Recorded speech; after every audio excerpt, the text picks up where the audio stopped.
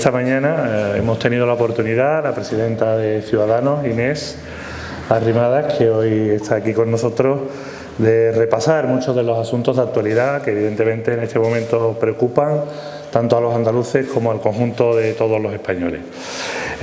Darle una vez más la bienvenida, aunque no hace falta porque esta es su casa, como sabéis, a Inés, y espero y deseo que estos días, por lo menos, algo se haya disfrutado, aunque realmente la actualidad es mucha y no se para en ningún momento. Bien, en relación a Andalucía voy a intentar ser breve. Hoy destacar fundamentalmente que estamos ya en esa situación que el Comité de Expertos nos anunciaba hace apenas 3 semanas, en la que empieza a remitir esta quinta ola, que como saben ha sido de una intensidad mucho más baja que las anteriores, y damos esta mañana los datos de 1.351 personas hospitalizadas en Andalucía, es decir, 69 menos que en el día de ayer, de las cuales pues 1.122 están en camas hospitalarias y 229 en UCI. Como os decía, esta es la prueba evidente de que llevamos ya varios días con esa tendencia y que afortunadamente podemos decir que esta quinta ola ya remite en nuestra comunidad autónoma. También esto es fruto de la situación y del avance de la vacunación. Como saben, en Andalucía 5,5 millones de andaluces tienen ya la pauta completa de las 2 dosis de la vacuna, o lo que es lo mismo, el 73,6% de la población diana andaluza ya está inmunizada con estas 2 vacunas. En relación a las dosis que han recibido, o a los ciudadanos andaluces que han recibido una sola dosis, en total son 6,3 millones, o lo que es lo mismo, el 85,1% ya de la población. Con lo cual, seguimos en esa línea y en ese objetivo de que a 1 de septiembre Andalucía pueda conseguir la inmunidad colectiva, porque realmente, como también saben, se está vacunando ya a todos los jóvenes entre 12 y 16 años que empezarán el curso escolar a partir del próximo 15 de septiembre. En relación al número de dosis administradas en nuestra comunidad autónoma, Andalucía es la comunidad autónoma con más dosis administradas a los ciudadanos con respecto a las entregadas por el Gobierno de España.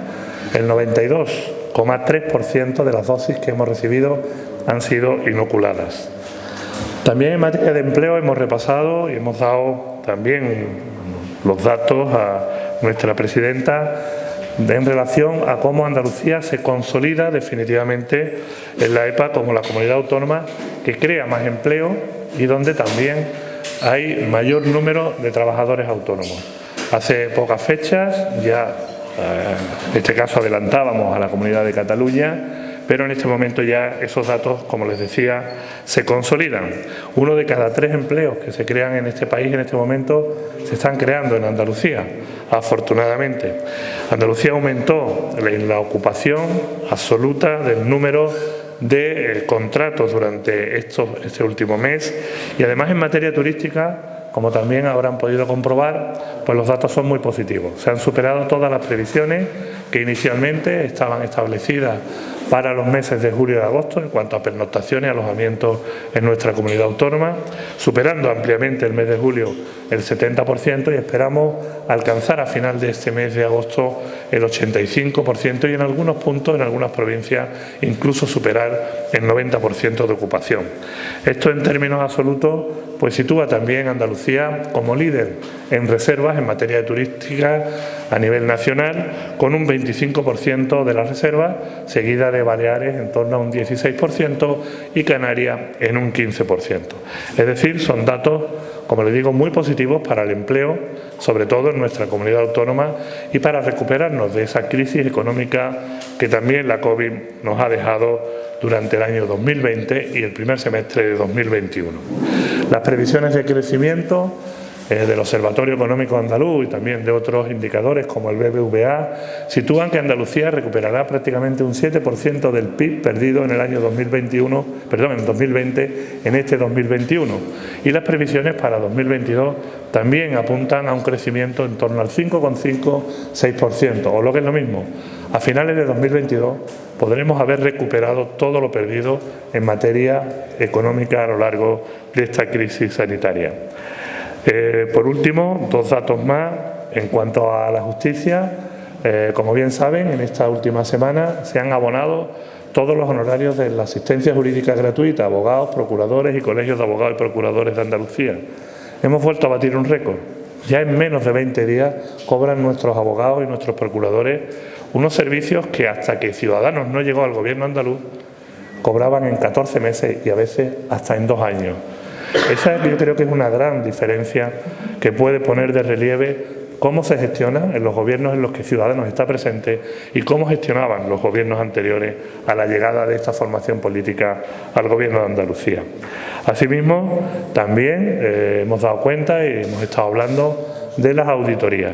Como bien saben, uno de los compromisos que Ciudadanos adquirió con los andaluces el 2 de diciembre de 2018 fue precisamente auditar todos los entes instrumentales de la Administración Pública andaluza. Pues bien, antes del 30 de julio, todas esas auditorías, como nos comprometimos, han sido publicadas y han demostrado que había una administración paralela que estaba, pues, como todos ustedes conocen, con infinidad de duplicidades, con un despilfarro de fondos públicos en nuestra comunidad autónoma que no permitían ni siquiera que muchas de esas agencias, empresas, consorcios o fundaciones pudieran hacer su trabajo de forma eficaz, además de que, evidentemente, en muchos casos nos hemos encontrado situaciones, pues yo diría que dantescas, que harían sonrojar a cualquier político que hubiera tenido responsabilidad política en esta comunidad autónoma. Polígonos industriales de 158.000 metros cuadrados que nunca se pusieron en marcha y que nunca instalaron una empresa. Empresas como Aerópolis, una empresa puntera que está precisamente en la provincia de Sevilla, como todos saben, infrafinanciada, que no le permite desarrollar el potencial que tiene en un sector tan importante como es el aeroespacial en nuestra comunidad autónoma y que tanto puede aportar al PIB. Y después nos encontramos con situaciones como la de Airbus, desgraciadamente. Yo creo que todo esto y mucho más ha demostrado que esas auditorías eran necesarias para poner un punto y final a una forma de gobernar donde el subsidio era precisamente el reclamo para la obtención de votos y no, en este caso, los incentivos que desde esta comunidad autónoma y con este nuevo gobierno donde está Ciudadanos estamos poniendo en marcha para que Andalucía sea la locomotora económica que siempre debió ser. Le escuché muchas veces a Inés, decir que Andalucía no llevaba en el ADN ser la comunidad autónoma más pobre de España, o tener la tasa de paro más alta de España, o tener el índice de fracaso escolar más alto de España. Pues bien, con Ciudadanos, esa etapa también ha quedado atrás desde que llegamos al Gobierno de Andalucía. Estos son algunos de los temas más importantes que hemos hablado en términos de comunidad autónoma y ahora Inés, por supuesto, pasará a hablarle de otros asuntos a nivel también, si lo considera autonómico y nacional. Desde que Ciudadanos está en el Gobierno de Andalucía, la realidad es otra, las noticias son otras y los indicadores son otros. Es un orgullo para cualquier andaluz y, por supuesto, para mí como presidenta de Ciudadanos, el poder comprobar que con otro gobierno esta comunidad autónoma daba otros resultados. Así, en estos años de retos muy importantes como el COVID, como la recuperación económica, etcétera, pues en Andalucía ha pasado de ser una comunidad autónoma que normalmente en las crisis pues estaba por debajo de la media española o destruía empleo por encima de la media española a todo lo contrario. Hoy podemos sacar pecho de que Ciudadanos es un partido que ha gobernado una comunidad autónoma que tiene pues liderazgo en la creación de empleo. Es decir, Andalucía es una locomotora del crecimiento económico de España. Es una locomotora del crecimiento del empleo, es una locomotora de la recuperación del turismo y de la actividad económica en nuestro país. Y además, pues evidentemente seguimos con otros retos. Seguimos en esta quinta ola que, como dice nuestro vicepresidente de la Junta de Andalucía, Juan Marín, empieza a remitir. Pero es verdad que las comunidades autónomas han estado muy solas y desamparadas de nuevo en esta quinta ola porque el Gobierno de España hace ya mucho tiempo que se lavó las manos.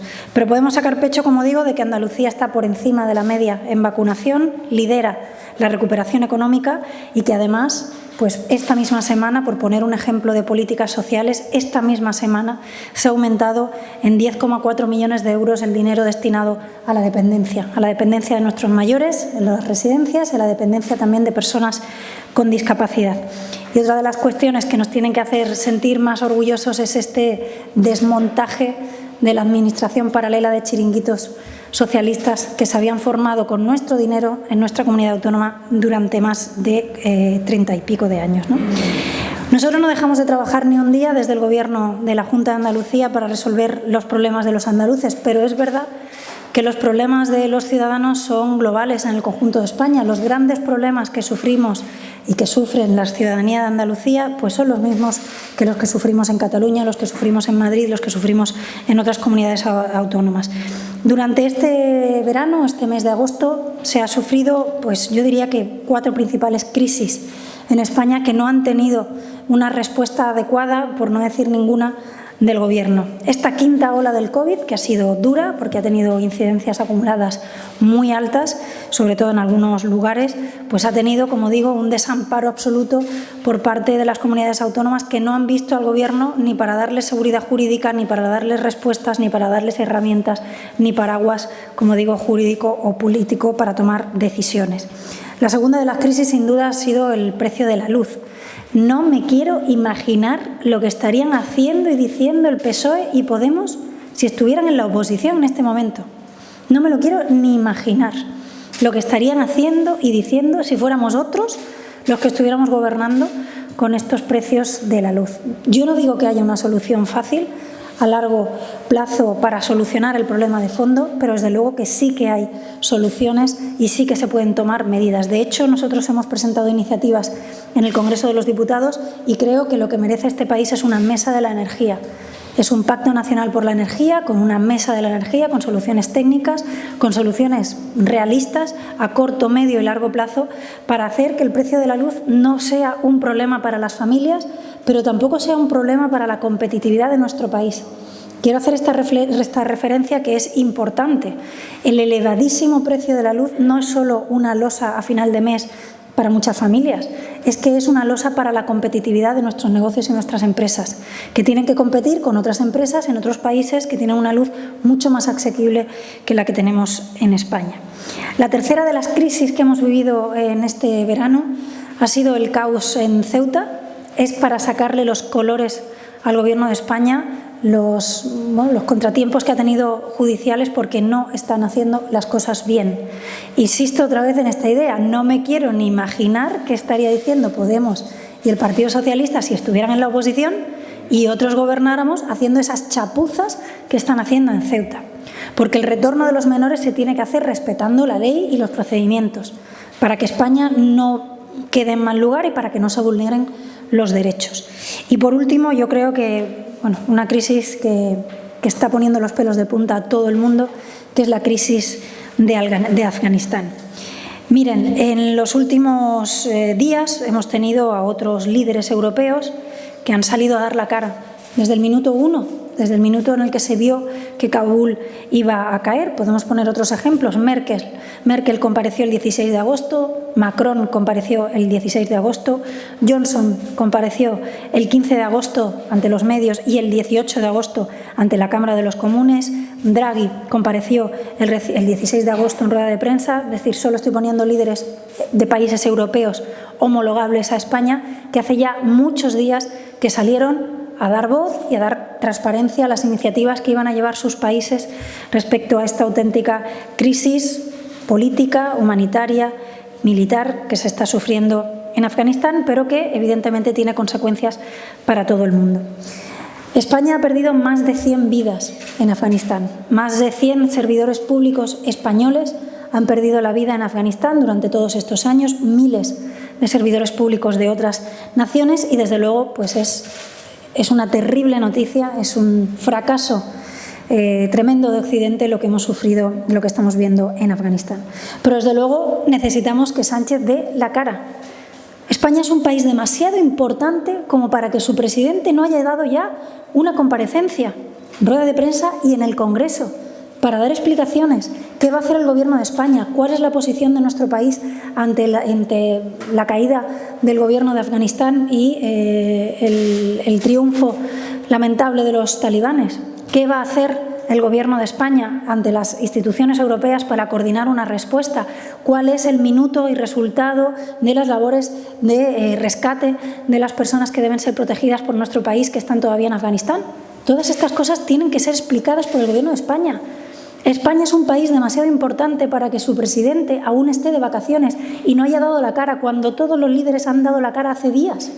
Es que nuestro país es mucho más importante que estas chapuzas del Gobierno de España, porque afectan a nuestra imagen, porque generan incertidumbre y porque España tiene que dar una respuesta clara ante lo que va a ser un acontecimiento histórico que va a influir y va a, sin duda, a influir en el futuro de todo el mundo, porque no estamos hablando solo de violaciones sistemáticas de derechos humanos en Afganistán, estamos hablando de una situación que puede comprometer muchísimo la seguridad en todo el mundo. Nosotros en nuestro grupo parlamentario del Congreso, como digo, pues hemos presentado iniciativas al respecto en el Congreso de los Diputados de todas estas cuestiones que les he ido hablando, pero también el Grupo Parlamentario de Ciudadanos en el Parlamento Europeo ha presentado una carta dirigida a Michel, a von der Leyen y a Borrell para pedir a la Unión Europea una respuesta coordinada. La Unión Europea tiene que responder coordinadamente ante esta situación en Afganistán. Y evidentemente nuestro país, que es una gran potencia de la Unión Europea, tiene que liderar esa respuesta y tiene que proponer y tiene que incitar a esa coordinación. Desde luego, las declaraciones del señor Borrell han sido imprudentes y cuanto menos sorprendentes, aunque yo diría que claramente decepcionantes. Ese tirar la toalla, ese reconocimiento implícito que ha hecho de los talibanes me parece que ha sido absolutamente imprudente, decepcionante y desde luego sorprendente. Creo que la respuesta de la Unión Europea tiene que ser otra. La respuesta de España dentro de la Unión Europea como gran potencia de la Unión Europea sin duda debe ser otra, pero desde luego el presidente del Gobierno de España tiene que dar la cara como ya lo han hecho otros líderes europeos como Merkel, como Macron, como Draghi o como Johnson. No somos menos importantes que estos países a la hora de posicionarnos en una cuestión que, como digo, va a ser histórica y por la cual solo españoles han perdido la vida más de 100. Hay otros temas también importantes respecto a los que hemos presentado iniciativas en el Congreso de los Diputados y uno de ellos es los incendios que están asolando diferentes lugares de España. En esta ola de calor hemos tenido varios focos, concretamente en Ávila, que les anuncio que hoy pediremos en el Congreso de los Diputados la declaración de zona catastrófica para aquellos pueblos de Ávila que han sido más afectados por este terrible incendio. Además, ustedes recordarán que hace solo unos días ya presentamos, antes de que hubieran avanzado estos incendios, una ley nacional de coordinación de cuerpos de bomberos. Necesitamos más coordinación y más agilidad en nuestros servidores públicos de los cuerpos de bomberos para poder responder más rápido y de una manera más eficaz a los incendios. Y por último, también nos preocupa la situación del Mar Menor. Como saben ustedes, se está sufriendo una situación medioambiental lamentable y hemos presentado iniciativas también a este respecto que interpelan al Gobierno de España, pero también, por supuesto, al Gobierno de la región de Murcia. En definitiva, por desgracia, este verano se han sufrido problemas y crisis importantes y necesitamos un Gobierno de España que esté a la altura de las circunstancias y un Gobierno de España que no deje a las comunidades autónomas luchar solas contra la quinta ola, contra los retos de los incendios o contra la recuperación, contra los problemas que pueda tener la recuperación económica. Por último, reconocer de nuevo la labor de nuestro Gobierno en la Junta de Andalucía, de todos nuestros compañeros también en Andalucía que están en gobiernos locales y también de aquellos que están en la oposición, haciendo una oposición constructiva y responsable, como por ejemplo nuestro grupo municipal de la ciudad de Jerez de la Frontera, que hoy nos encontramos aquí. Nada más, estos eran los temas que les queríamos comentar, pero estamos a su disposición para cualquier pregunta de actualidad a nivel nacional o autonómica. Es necesaria una mejor coordinación entre las administraciones para no volver a cometer el error que cometimos con los refugiados sirios, que de la cuota que nos correspondía solo acogimos al 16%. Ese es uno de los temas de los que debería hablar el presidente Sánchez. ¿Cuál va a ser la posición de España? ¿Qué política de refugiados va a tener? ¿Cuáles son los recursos que se van a poner encima de la mesa? Y también estamos de acuerdo en que es una cuestión que debe abordar conjuntamente la Unión Europea, pero también el Gobierno de España tiene que tener una posición de liderazgo, una propuesta, dirigirse a las instituciones europeas para que esa respuesta humanitaria pues sea coordinada. Pero desde luego, como saben ustedes, la competencia en materia de refugiados es del Gobierno de España y es el Gobierno de España el que tendría que dar la cara y decir a las comunidades autónomas y a los entes locales cuál es el plan, cuántas son las personas previstas, cuáles son los recursos y cuáles son las medidas que el Gobierno de España ya está haciendo con el resto de instituciones europeas para que se aborde esta crisis humanitaria desde un punto de vista coordinado, como ya han pedido otros líderes, como ya ha pedido, por ejemplo, la señora Merkel públicamente, que sea una respuesta coordinada a nivel de la Unión Europea.